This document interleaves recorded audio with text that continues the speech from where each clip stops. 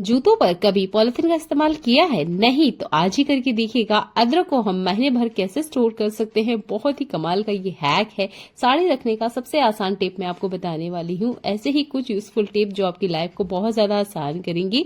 Hello, good morning viewers, welcome to back my YouTube channel. आप मेरे channel पर पहली बार आए हैं तो चैनल को सब्सक्राइब करना बिल्कुल न भूलें। पहला यूजफुल टिप, किसी भी कंटेनर के ऊपर से ये पेपर निकालने से जुड़ा हुआ है। देखिए ये ना बिल्कुल नहीं निकलता है, निकलने का नाम ही नहीं लेता है। अगर आपको भी दिक्कत हो रही है ना तो आप एक छोटा सा काम कीजिएगा, कोई सा भी ऑयल ले लीजिए। ठीक है, यहाँ पे मैं कुकिंग ऑयल ले रही हूँ, जो भी है वो आप ले लीजिएगा। 2-3 ड्रॉप इसके ऊपर आपने लगाना है और इसे 5 से 10 मिनट के लिए छोड़ दीजिएगा। ठीक है, इससे जो इसकी परत है बहुत अच्छे से बढ़िया से ढीली हो जाती है। जैसे कि मैं इसके ऊपर लगा रही हूँ, ये देखिए, बस ऐसे लगा के ना आपने छोड़ देना है ताकि ये गीला गीला रहे। इसके बाद में नॉर्मल बर्तन धोने के तरीके से आप इसे धोइएगा, साफ कीजिएगा। ये अच्छे से जो स्टिकर है ये निकल जाता है। ठीक है, अगर आप यहाँ तेल नहीं यूज करना चाहते हैं तो आप इसे गर्म पानी में भी डीप कर सकते हैं। उससे भी जो इसका ये पेपर कवर है बहुत आसानी से निकल जाता है। गम काफी होता है इसलिए निकलने में दिक्कत होती है। तो यह ट्रिक आप प्लास्टिक के कंटेनर के लिए भी कर सकते हैं और इस तरह का कोई ग्लास का कंटेनर है इसके लिए भी कर सकते हैं। छोटा सा हैक है, अपनी लाइफ में अपनाइए और अपने काम को आसान कीजिए। चलिए देख लेते हैं एक और कमाल का यूजफुल हैक। अदरक जो होता है उसे रखने में ना काफी दिक्कत होती है। अगर बाहर रखेंगे तो ये सूख जाता है। तो इसी कंटेनर में मैं आपको अदरक रख के बताऊंगी। तो मेरे पास ज्यादा अदरक नहीं है, थोड़ा सा ही है, तो मैं इसे यहाँ पर कट करती हूँ। ये देखिए, यहाँ पर अगर आप अदरक को कट भी करते हैं ना तो अदरक बिल्कुल खराब नहीं होने वाला है। कम अदरक है इसलिए मैं ये छोटा सा जार ली हूँ। अगर ज्यादा है आपके पास तो आप थोड़ा बड़ा जार ले लीजिएगा। छोटे छोटे टुकड़े करके आपने इस तरीके से इसमें डाल देना है। ये देखिए, डाल दीजिए। इसके बाद में एक छोटा सा ही हैक है, ये आपने अप्लाई करना है और ये जो अदरक है बहुत अच्छे से बड़ा से इसके अंदर रहेगा। महीने भर बाद भी अगर आप खोल के देखोगे ना तो आपका अदरक आपको फ्रेश मिलेगा। तो इतना अदरक हमारे यहाँ लगभग 15 दिन चल जाता है। तो मैंने इतना ही अदरक लिया है। अब आपने क्या करना है, नॉर्मल जो टैप वाटर होता है वो आपने लेना है।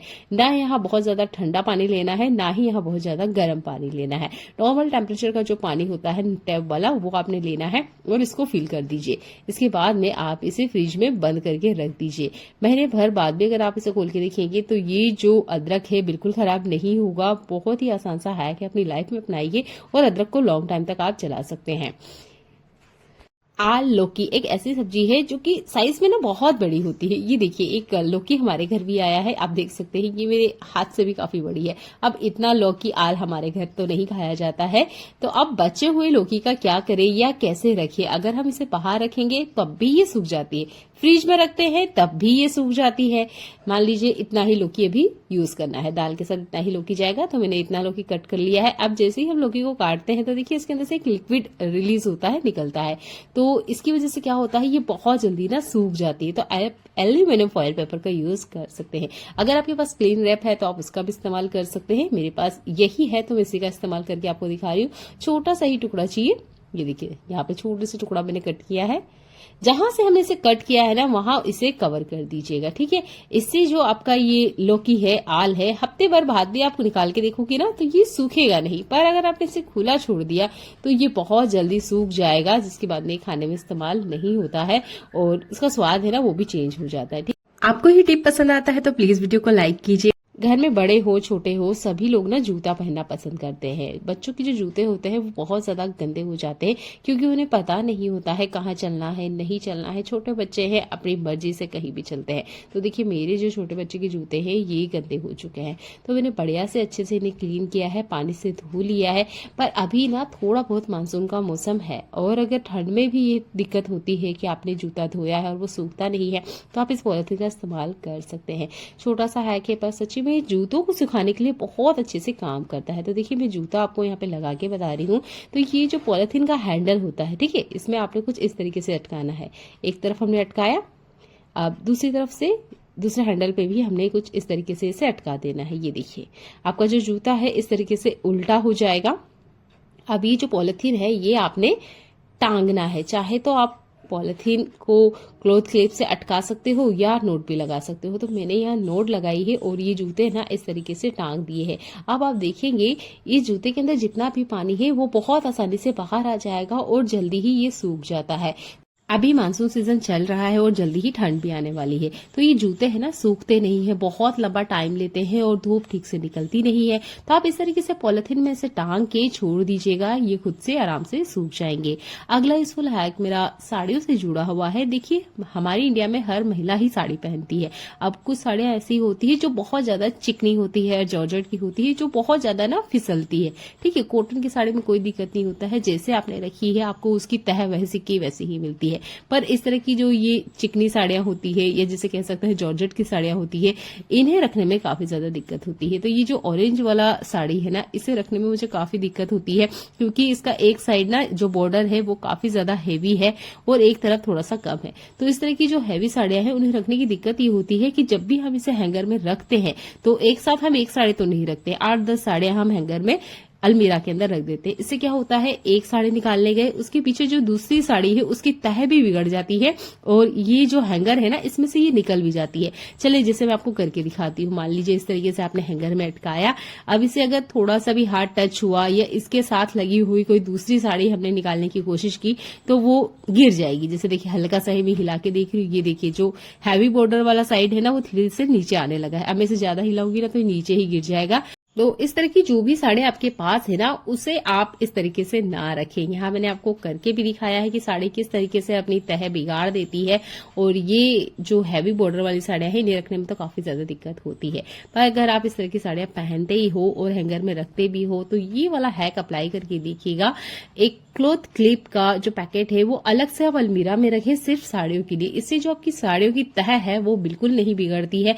जैसे आपने रखी है हफ्ते भर बाद भी आपको साड़ी वैसे की वैसे ही मिलेगी। तो ये जो साइड में जगह है ना, यहाँ पर आप क्लॉथ क्लिप लगा सकते हो। देखिए, ये इस तरह के हैंगर आपको मार्केट में मिल जाएंगे। उनका प्राइस ना थोड़ा सा ज्यादा होता है, तो आप ज्यादा पैसा खर्च करने की बजाय आप थोड़ा सा पैसा क्लॉथ क्लिप के ऊपर खर्च कीजिएगा, ठीक है। और आपकी जो साड़ी है ना, हफ्ते भर बाद भी आपको ऐसे की ऐसे ही मिलेगी। मैं अच्छे से बढ़िया से हिला के आपको दिखा रही हूँ। देखिए, इसका तह नहीं बिगड़ा है, ये जैसी की वैसी ही है। तो आप क्लॉथ क्लिप का इस्तेमाल करके इन साड़ियों को बहुत अच्छे से रख सकते हो। बिल्कुल भी ये बिखरती नहीं है, ना ही इनका जो प्रेस है वो बिगड़ता है, ठीक है। तो आप क्लॉथ क्लिप का जरूर इस्तेमाल करें। चलिए देख लेते हैं आज का अगला यूजफुल हैक। गैस सिलेंडर का इस्तेमाल हर घर में किया जाता है, पर आपने देखा होगा जब भी हम गैस सिलेंडर को उसकी जगह से हटाते हैं, जैसे कि आज हमारा जो गैस सिलेंडर है वो खत्म हो चुका था और इसे जब हमने हटाया तो हमने देखा यहाँ काफी सारे जंग के निशान हैं। ये दाग के निशान है जो कि बहुत ज्यादा जिद्दी होते हैं, ऊपर से लोहे के होते हैं तो निकलने का नाम नहीं लेते हैं। तो इसे साफ करने का मैं आपको आसान सा तरीका बता रही हूँ। आपने लेना है नींबू। तो यहाँ पर दाग थोड़ी से ज्यादा है, इसलिए मुझे लगभग 1 नींबू लगा है। तो जहां पे भी दाग है ना, वहां आपने क्या करना है, नींबू का रस अच्छे से फैला देना है। ये देखिए 2 सर्कल है यहाँ पर बड़े बड़े, तो उसके ऊपर मैंने इसे फैला दिया है। और इसका ये जो छिलका है आपने इसे फेंकना नहीं है, ये हमारी स्क्रबिंग के काम आएगा। अब हमने लेना है खाने वाला नमक, ठीक है। अब क्या करना है, जहां जहां आपने नींबू फैलाया है वहां वहां पर नमक डाल दीजिए।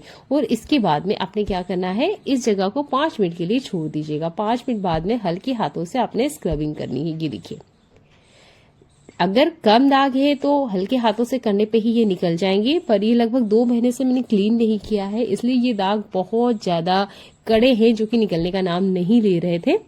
फिर भी मैंने अच्छे से फैला दिया और 5 मिनट का टाइम दिया।